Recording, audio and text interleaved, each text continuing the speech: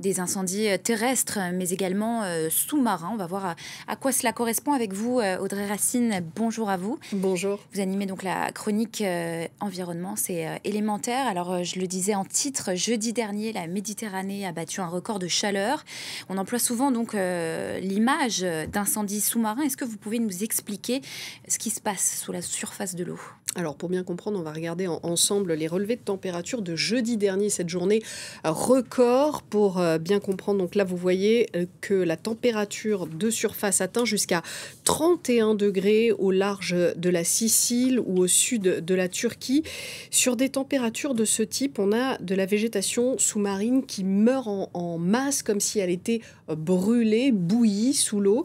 Des herbiers de Posidonie, vous les voyez en bien mauvais état. Ça c'est moins d'habitat en fait pour la faune marine, une faune marine qui va aussi souffrir puisqu'une surmortalité de toutes les espèces, des plus petits poissons jusqu'aux tortues, ont été constatées lors de ces canicules. Le problème, c'est que la mer Méditerranée est très sujette à ce type de phénomène, plus que d'autres mers.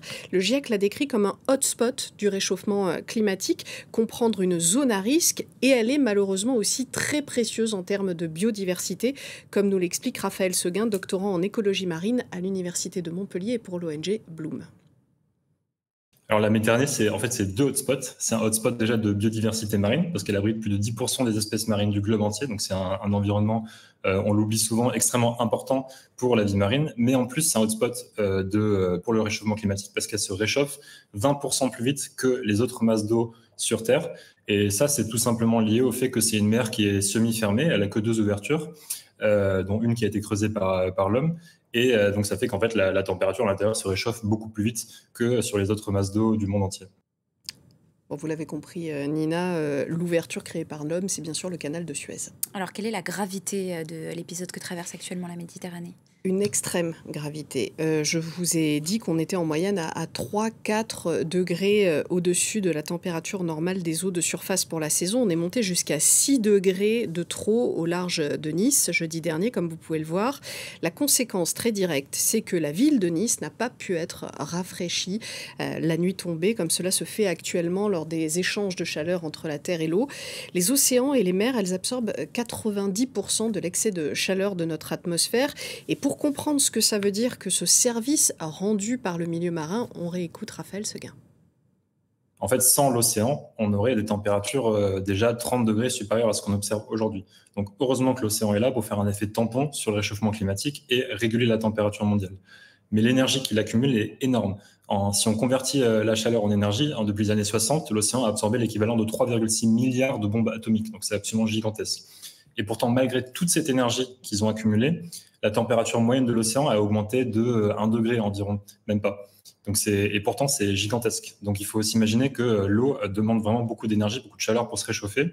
Et donc, une différence de 6 degrés, pour l'océan, c'est absolument gigantesque. Situation très grave, donc on l'a compris. Qu'est-ce que l'on peut faire concrètement ?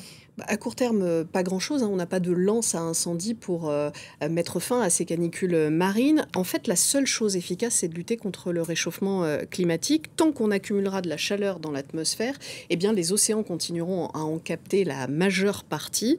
Et donc, ils perdront aussi leur efficacité comme puits carbone. C'est un cercle vicieux parce que des eaux en surchauffe captent moins de gaz à effet de serre. Les canicules marines sont plus inquiétantes que les canicules terrestres parce que les conséquences sont plus graves et aussi parce qu'elles durent beaucoup plus longtemps. Au large de l'Alaska, une canicule marine a duré comme cela jusqu'à 3 ans. Explication. Et en raison de l'inertie thermique des masses d'eau, c'est-à-dire qu'en fait, il faut beaucoup plus de temps pour que la température dans l'eau redescende que pour les masses terrestres. C'est une propriété physique de l'eau. On peut l'observer en fait avec la piscine. Si on laisse la piscine ouverte toute l'après-midi par des temps de forte chaleur, à la fin de la journée, on observe qu'elle a gagné quelques degrés et ça va mettre quand même pas mal de temps à redescendre à des températures normales. Voilà, l'ONG Bloom appelle tout de même à la création d'aires marines protégées en Méditerranée pour essayer d'aider ces espèces qui survivent actuellement dans des conditions extrêmes. Audrey Racine pour Élémentaire, merci beaucoup à vous tout